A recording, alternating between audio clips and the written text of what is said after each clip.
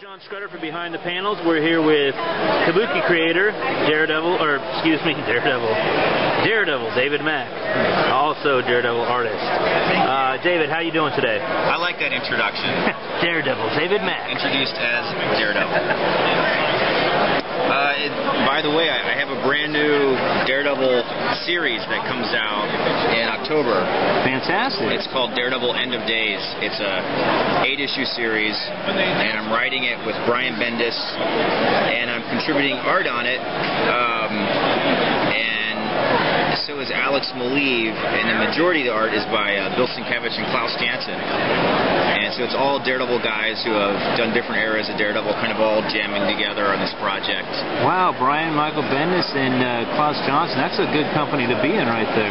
It's a fantastic project. We've been working on it for years, and it's finally coming out now. I think maybe October 3rd or October 10th is the release date of the first issue. And what's the series run going to be? How long? 8 issues. 8 issues, okay. And coming out in October, so that's something for everybody to look forward to. Daredevil... End of Days. End of Days. Yeah, it's got just about every Daredevil character, Daredevil villain, Daredevil girlfriend that you can think of is in the story. Everybody coming back from the dead as well? And some people going there. Okay. Can you give us any spoilers? I probably shouldn't give any spoilers, but it's a pretty crazy, far out, gritty. It's almost like a 70s film. It's kind of the vibe of it. Like Sam Peckinpah? That or Taxi Driver. Nice. Parallax View. It's got kind of that old kind of mystery, gritty, even almost like New York from the 70s kind of feel to it. And even though Mark Waid is doing this amazing take on Daredevil in his current Daredevil run, which is this sort of this different facet of Daredevil's character, where there's kind of a lightness and a happiness and a whimsy to it, which is great that the character is so fertile that it can do that. This one is almost shockingly opposite from that, so there might even be a backlash to it by how shockingly different it is from the current feel of things. What's Matt Murdock's character going to be like then? So, I mean, he's always had kind of a tough time. So, what are we looking at for him in this?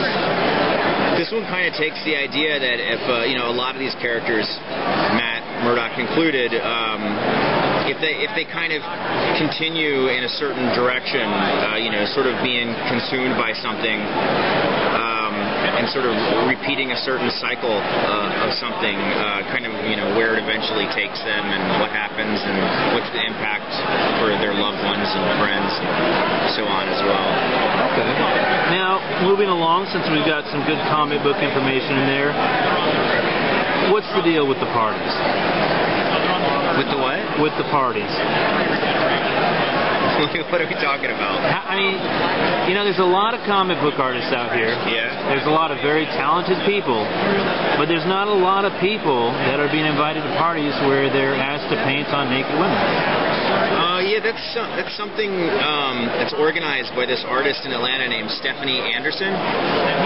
She has this thing called Global Alchemy Project, where she does these charity events to build schools in Africa.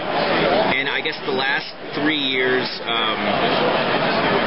I guess I've done like 4 of them with her, where I just show up and she has like a gallery and there's models that she supplies and paints and everything. And we show up and we paint on humans and canvases and auction off the canvases for the charity. And I guess the painting on the humans brings a lot of people in the door, which gives them a cover charge for the charity.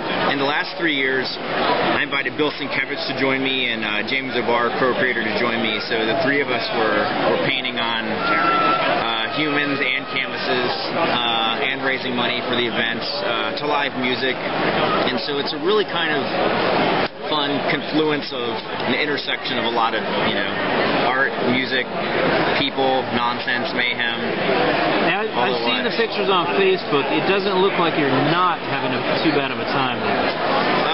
Yeah, it's okay. Eating sushi off of people, maybe? This time they hired some sushi chef in Atlanta. They asked me and Bill and James if we could get there earlier and get something to eat before we begin, and what we would like to eat. And we said, oh, if you have sushi, we'd love that. And so they had this sushi chef arrange this, who takes a lot of pride in his work and had a vision of what he wanted to do for this. And they had a woman painted up as like one of my characters, covered in sushi, and it was pretty far out situation. So at this point in time in David Mack's life, it's not too bad to be you. It's been a really interesting life. Yeah, it's been pretty far out. Yeah, no complaints. No complaints. David Mack, it's always a pleasure. It's a delight. Thank you. Thank you for your time.